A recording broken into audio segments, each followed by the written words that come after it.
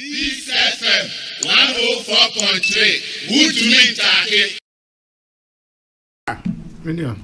COVID-19. Now no to your four so Yamfa. And now idea about come who organa ne say I'm say yaso ya din kakra. Na yaso din na ekwan be ne yafa so a ebema nipa no adi mraso. To the be our say ya apply force. Police for the kind Kumasi ha enkran how much nipa 97. Ya tefi bio. See do am call court. See a man warning, see a yom day. Ebi edi kan say emra nankasa na ye share say one share masker asotwi na e wo ho no. Em say esondodo nti ama yentumi nya kokuduro say e de be ye adwuma. O so obi an share masker obeje no 12,000.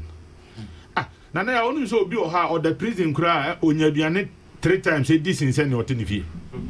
Some people don't care what you call freedom. Tini e fanako na prisons one ankasa so ye ni space ho. Ye nam kwan so ba nipa enhye mas ne echi omu nyina ene ye gise ye ne ye de akra nyina ye prison. Odo mbegu hi. Ne echi omu na say ya che wo nhye mask na de praye na prakakra. Ho na nimdifuo bi be sori human right. Ghana ham say minim no dos ndodo. O say baby e twini pass ye ntwoma Ghana kura ye fi. O kan ya se mi anka. O say Accra say minso metin aka say Accra fishing all the other places amehu all the capitals. E has so bomb papa. Ada ne yem fa so odinfo NCS krom. If you can check online, about say David Beckham also call overspeed England. Na oye adwuma. Ne punishment no sorry an poko ye adwuma. Community service. Rooney. No oye adwuma e wo kwan ho. And so I had here bibia me see when you be about human right. There's this year circulating on various platforms say Chief Director, Acting Chief Director, Ministry of Health, na issue say all public laboratories no me COVID test now so me free. Nipa hinenim. And what is their capacity? Because you have a prayer who go obi anko testing free. And also you are here at the problem beba ho. Na ni nyina nkoda nchen no se wokọ baby a giska baby ni ane bo fokra 300 Ghana cedis baby ni obenya no 48 hours no 455 Ghana cedis 24 hours 555 and 12 hours 700 Ghana nti se oka se da bia obehye ba ko a 365 adoso 366 uti anye ya onama ni awhye no ebi tumete nti wo de yemfa na average 400 Ghana cedis wo de be share mask the whole year na say one share mask nti wo kwa akoye test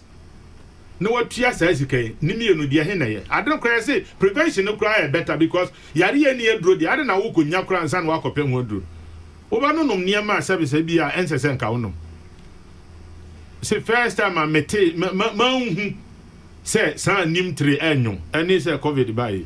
onum kura wonwene ho nso enka no yade ma wase dabidabi mennom. Why can't we spread fear? Say nipa ne ntiase a yemfa niema asisi ni bi emmo nipa hu kakra because ebesi ne nipa ni bi say omo nyinni obi bi sa me nnura onye last week nye last year obi bi sa me nnura say mahu obi a wanya corona wo mahu ni funu da na eni ho eye politicians na dadae chese nipa adwiri no nti ne ekoso bebrebe nyina nti nipa nte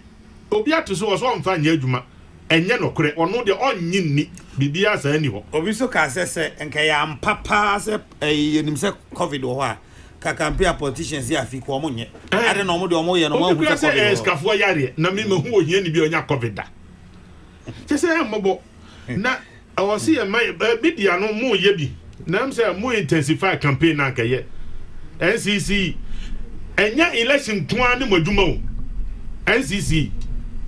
enya election kwa edu election na na bia mbe kakra no po kakra na mo de say you have to give public education the entire year time dia ade abayin kan mo na gina mo na so pa esi ye ntemo nka na enipa ni bi last week me kan me sense so say esese wo ton enkwara die face mask ye ton no 30-40 wo say school for ya bia school for nkwara kwa ye hia no dodo nti wo de wa pagam efi 40 wo de 80 cedis a wo you are exploiting the people na wo nti obi antumi antobi na nyame amfa sa ma na se nipa no ekonya covid ni bi na ono oba kodi agora na wo so oba ni nya bi esan wa won ni ma wa nya ni ye ntia o de besu nyansa me say Ghana ha ye pepre ye ho hyemra ye hyemra no so a ye ni so hwan na ebe hwese mra na ya hye no ye bedi so wonam kwan ho nipa dodo na mask yo school fo no kra na ye de bia mom free no on hye okobodi a sometimes bad say na ugu obi ani mase but school bi wo kan dey si ha ya me money di students na nam kwan ho a obon hye mask ni bi aban so ache bia mom free when na say so hwe na obewura school ni mu gate na no ho na wakai say me teacher for ho nti me hye for how long me see anye ye kura me dia me busu ani bia nya bi da yare no ye cheche mu a eyaw pa wo be fam ansa na eno kura nyame ya wadoma na ho beto ebi atoto nipa gusu wu na sabi wunya malaria dia sa ofa kire he ya ba akoto aduro bi no wano na yare ani aduro dia didi agro yare agu nipa ni mu ase yare wunya ya si ufunu kura wo busuafo ye momu we yare didi agro na trotro ekam bia most of these traffic lights was a police vote na kan ya no pa police vote na wo say trotro driver on shebi meti onu kra na tiem dodo yes mo fa musika onu na tiem oja bonte ko tiem gu nipa so onu kra na spread say owo bia sankofu enyina kwan be na ye do mo fa so me say nka ye chi bus ba ko si wona ye say wo won shebi no ufi amasa ma na eba ufi adenta na eba no do 37 years won shema ti sifom na kwan ya fa so abeko fie no awasema ye be sue nyansa em say adumre kwan ya fa so krokro nipa no ye mfa nto nchen kakra let's be drastic because ekun na ye kun no enye ahogu no so enye ade a ye ne say sabi esese ye so so because medical doctor edikan aka wonnim kwan the people o manya bi na du o ha you can clearly tell us asomasi onye careless enso so wanya bi na see the way we live o by unam staircase so ohun betwi wo yi o enti Queen Elizabeth ni kunu nya bi no e careless ana yare ne hu wonnim ba bi a sabe o be fa a o betumi akonya bi ye nyina sase ye boy ho ban o du ba bi a bi kura fi se wo kira wo hu pododo me to ade no bi ma me sesa na me de sanitizer ni bi aguso ansa na me de ahyem kotokrum wo kira wo hu de na ye de we ya den awu say we ya den awu say ne nipa nbesi aka say na ma you feel so bad and so sabe so we be di matam say wo ni matam na me say me bo me ho ban de nia wo ka no en shedan ha me sa en ha me na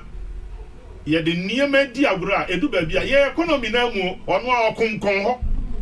ye budget a emprahin na budget de Ghana nko sika na ye ye ko sresre ne di bia be so na ventilators organ enu 200 doctor mewa enu 200 it is a nipa 300 aqua critical condition ebede ewu na obewu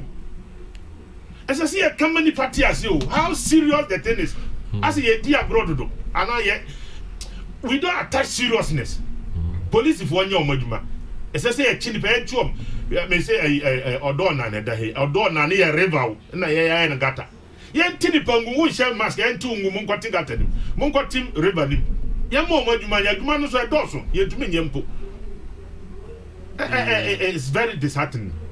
na so bi mbon ho ban na wo kura wo bon ho ban onu kura betun asan kofa e dia beyo see our toilet system our urinal system ni ade the way we even live ye hwe ye hu ye because I didn't ehu me ebo me hu sin sania first na me hu no ye nyina ya hwe hu ye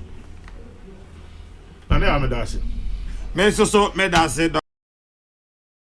Peace FM 104.3 Good to meet